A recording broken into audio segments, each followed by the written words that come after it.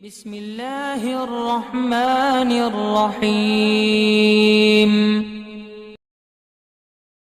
وعلیکم السلام ورحمۃ اللہ۔ محمد فیضان صاحب آسٹریلیا سے سوال پوچھتے ہیں، میری پہلی گزارش آپ سے یہ ہے کہ لفظ محمد کو آپ یو سے لکھا کرو، او سے مت لکھا کرو برائے مہربانی۔ حضور تاج الشریعہ بدر الطریقہ رضی اللہ تعالیٰ سے بھی اس متعلق سوال ہوا تو حضرت نے یہی ارشاد فرمایا کہ یو سے لکھنا چاہیے۔ بہرحال ان کا سوال یہ ہے کہ بچہ یا بچی کی پیدائش کے بعد مسنون اعمال کیا ہے، یعنی سنت کے مطابق کس طرح معاملہ کرنا چاہیے۔ بچہ یا بچی کی جب پیدائش ہو جائے تو ان کے بدن پہ ایک جھلی لگی ہوتی ہے، ایک رطوبت ہوتی ہے۔ امام اعظم ابو حنیفہ رحمہ اللہ کے نزدیک وہ پاک ہے، اس لیے بچہ غسل سے پہلے بھی پاک ہے، بشرطے کہ اس کے جسم پہ خون یا اور کوئی ناپاکی نہ لگی ہو۔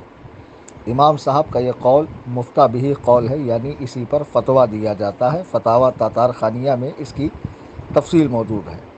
البتہ امام صاحب کے شاگرد امام محمد رحمہ اللہ اور امام ابو یوسف رحمہ اللہ، ان دونوں کے نزدیک وہ جھلی ناپاک ہے، احتیاطاً غسل دینا چاہیے۔ لیکن میرا خیال یہ ہے کہ چونکہ امام اعظم ابو حنیفہ کے نزدیک وہ رطوبت پاک ہے تو کپڑے سے پوچھ لیا جائے، اور غسل دینے میں کوئی مذائقہ نہ ہو ڈاکٹر کے مشورے سے تو غسل بھی دیا جائے۔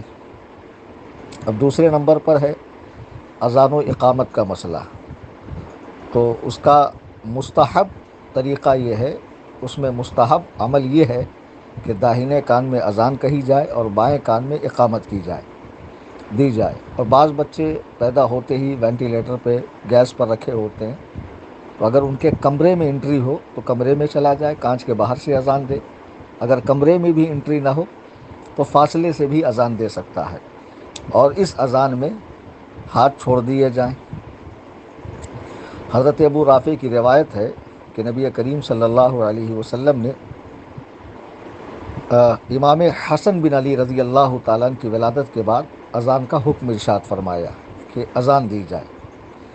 البتہ اس اذان میں استقبال قبلہ کا لحاظ ہوگا، یعنی قبلے کی جانب منہ کرنے کا، اور اس میں حی علی الصلاۃ اور حی علی الفلاح کے وقت چہرے کو دائیں بائیں پھیرا جائے گا۔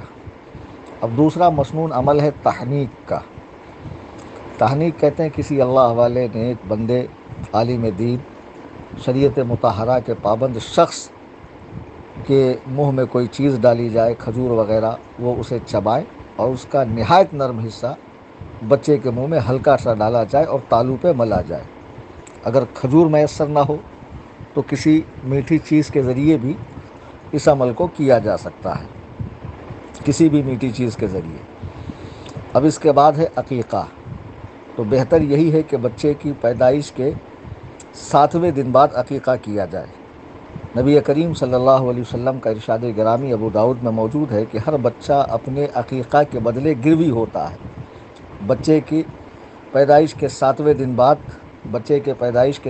بعد عقیقہ کیا جائے اور اس کا نام رکھا جائے اور اس کے بال چھیل لیے جائیں۔ عقیقہ سنت ہے۔ نبی کریم صلی اللہ علیہ وسلم نے اپنے نواسوں حضرت امام حسن مجتبیٰ اور امام حسین شہید کربلا رضی اللہ عنہما کا عقیقہ فرمایا۔ ایک حدیث میں اللہ کے حبیب علیہ السلام کا ارشاد ہے کہ عقیقہ کی برکت سے بچے کے اوپر کی بلائیں ٹلتی ہے۔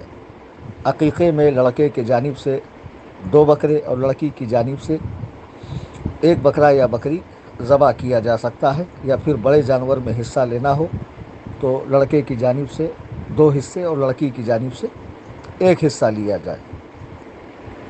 اب عقیقہ کے دن نومولود بچے کے سر کے بال کاٹ دینا، بعد میں بالوں کے وزن کے برابر چاندی صدقہ کرنا، یہ مسنون ہے۔ اور بچہ اگر وینٹیلیٹر پر ہو، گیس پر ہو، تو عقیقے کو مؤخر بھی کیا جا سکتا ہے۔ حضرت علی بیان کرتے ہیں کہ نبی کریم صلی اللہ علیہ وسلم نے حضرت حسن کے عقیقے میں 1 بکری کو ذبح فرمایا، اور حضرت فاطمہ سے فرمایا کہ اس کا سر منڈا اور اس کے بالوں کے برابر چاندی کو صدقہ کرو۔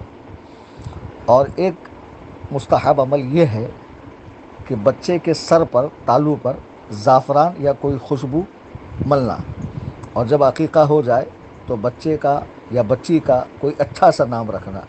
تو نام رکھنے میں آج کل جو فلمی ہیرو ہیروئن کا اور ایکٹرز کا اور ماڈلز کے ناموں پہ جو نام رکھے جاتے ہیں، یا جو سمجھ میں آئے نام رکھ لیتے ہیں جس کا کوئی مطلب ہی نہیں ہوتا۔ بس قرآن کریم میں آیا ہے تو قرآن میں تو بہت سے ایسے الفاظ آئے ہیں جو بولنے میں اچھے لگتے ہیں، لیکن اس کا معنی اچھا نہیں ہے نا۔ وہ تو کسی مصلحت کے تحت آئے ہیں، کوئی حکم بیان کرنے کے لیے آئے ہیں، کسی قانون کے تحت آئے ہیں، تو اب کوئی اس طرح کے نام رکھے گا؟ تو علماء سے رجوع کیا جائے اور بچے کا نام اچھا سا رکھا جائے۔ اب لڑکے کا ختنہ جو ہے یہ کرنا، یہ بہتر ہے کہ بچہ کی صحت دیکھ لی جائے اور مناسب وقت دیکھا جائے۔ فتاوی عالمگیری میں جو اس کی صراحت ہے، اس کا کوئی یہ نہیں ہے کہ فوراً 7ویں دن 8ویں دن، بلکہ ختنہ جو ہے وہ اسلام کی نشانیوں میں سے اور سنت مؤکدہ ہے، اس لیے بچپن ہی میں بچے کی ختنہ کا اہتمام ہونا چاہیے، لیکن اس کا کوئی وقت متعین نہیں ہے۔ بچے کی صحت اور حالت کو دیکھ کر مناسب وقت تجویز کیا جائے اور اس کے بعد بچے کی ختنہ کر دی جائے۔ یہ چند باتیں جو ذہن میں تھی میں نے عرض کر دی ہیں، اور بھی کوئی مسئلہ آپ پوچھنا چاہیں اس سلسلے میں تو بے شک رجوع کر سکتے ہیں۔